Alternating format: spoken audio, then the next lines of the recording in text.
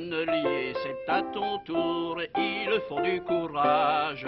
Des raisins, c'est le retour, va vite à l'ouvrage. Pour loger le vin nouveau, va donc cercler tes tonneaux. Tonnelier, soyons gai, gai, gai, en sifflant, en chantant, tonnelier, travaille. Pense à ta futaille.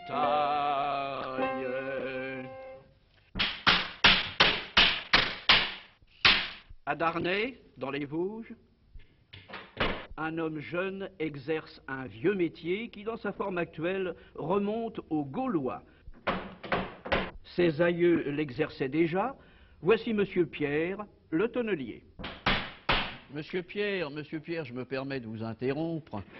Vous êtes tonnelier, bien entendu, cela se voit, mais vous êtes le descendant d'une famille de tonneliers. Je crois qu'il y a 200 ans, vos ancêtres étaient déjà tonneliers. Oui, c'est exact.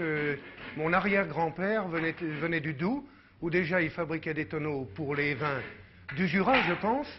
Mon grand-père a émigré dans la région de Fougerolles, dans les années 1850, je crois. Et à ce moment-là, à Fougerolles, il y avait beaucoup de tonneliers, 100 à 150, 200, je pense.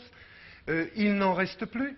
Et je crois que ceci est dû au fait que les alcools se logent en bouteille, les vins également. Le particulier, lui aussi, fait peut-être moins d'alcool. Et à la suite d'arrangements familiaux, mon père, lui-même tonnelier, est venu s'installer à Darney, où il y avait à ce moment-là des débouchés. Nous fabriquions beaucoup de fûts à choucroute, entre autres. Nous fabriquons toujours des tonneaux destinés aux vins, aux alcools, à la macération des fruits. Nous fabriquons des ballonges à vendange, des saloirs pour les porcs dans la méthode des Vosges. Et puis, nous avons quand même été obligés d'évoluer un peu, vu cette diminution de la demande du fût, proprement dit. Nous en sommes arrivés à faire de petits récipients, toujours destinés au vin, au vinaigre, à l'alcool, tout ça pour la consommation familiale. Nous fabriquons également des seaux en bois pour certains alsfateurs. Nous fabriquons également des petits objets plus décoratifs, c'est-à-dire des barattes, ce qui était la baratte anciennement pour faire le beurre, qui aujourd'hui sert à mettre les parapluies dans les entrées.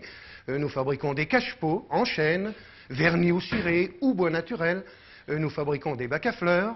Nous fabriquons également du petit tonnelet d'1 litre, 1,5 litres, rond, et puis ovale. de très jolis pichets dans le genre de ceux que nous avons admirés à la dernière foire nationale forestière d'Épinal. Oui, c'est exact. Monsieur Pierre, vous êtes l'un des tout derniers tonneliers dans la région au moins, sinon le dernier. Est-ce que le métier a beaucoup changé? Eh bien, écoutez, le métier a beaucoup changé en ce sens qu'il est moins pénible à mon avis. Parce que dans le temps, vous savez, c'était un métier extrêmement rude. Il fallait taper sur des cercles, écraser le bois. Tout se faisait à la main, aussi bien le jointage, la préparation des douelles, alors qu'aujourd'hui, la plus grosse partie est faite à la machine. Mais vous avez énormément de travail, je crois. Eh bien, nous avons énormément de travail et j'ai déjà, depuis un certain nombre d'années, pris contact avec des collègues qui peuvent m'aider et qui me fournissent ce que je ne peux plus arriver à faire. Malgré tout, vous avez trouvé quand même 1 ou 2 apprentis, mais c'est un métier qui se perd malgré tout. Oui, c'est un métier qui se perd, mais je crois quand même que pour celui qui aura le courage et qui aura la possibilité de tenir, je pense, à mon sens, qu'il y a pas mal d'avenir. Monsieur Pierre, je ne vais pas vous demander si vous aimez votre métier. Je crois qu'une des meilleures preuves, c'est le diplôme que vous avez obtenu il y a quelques années. Voulez-vous nous parler de ce diplôme? Oh, monsieur, je sais, c'est toujours un peu gênant de parler de soi-même. Mais enfin, j'ai obtenu le diplôme de meilleur ouvrier de France parce qu'on m'a demandé de faire un tonneau en le faisant le mieux possible. Je l'ai fait, il a été exposé à Épinal, il est monté à Paris, j'ai obtenu le titre de meilleur ouvrier de France. Alors, finissons sur une petite anecdote à propos de ce tonneau. Eh bien, je pense que bien des autres et moi-même avons été très légèrement déçus parce que quand il s'est agi pour moi de me défaire de ce tonneau qui, malgré tout, m'encombrait un peu, il était trop gros, c'était un fût de 225 litres, il était trop gros pour le garder comme souvenir. Un beau jour, j'ai décidé de le vendre. Et le brave cultivateur à qui je l'ai vendu, quand je lui ai fait remarquer que ce tonneau avait obtenu le titre de meilleur ouvrier de France... Avec vous, les deux en même temps. Oui. Il m'a dit, qu'est-ce que ça me fasse, c'est un tonneau comme un autre. Je n'en ai pas tiré un sou de plus.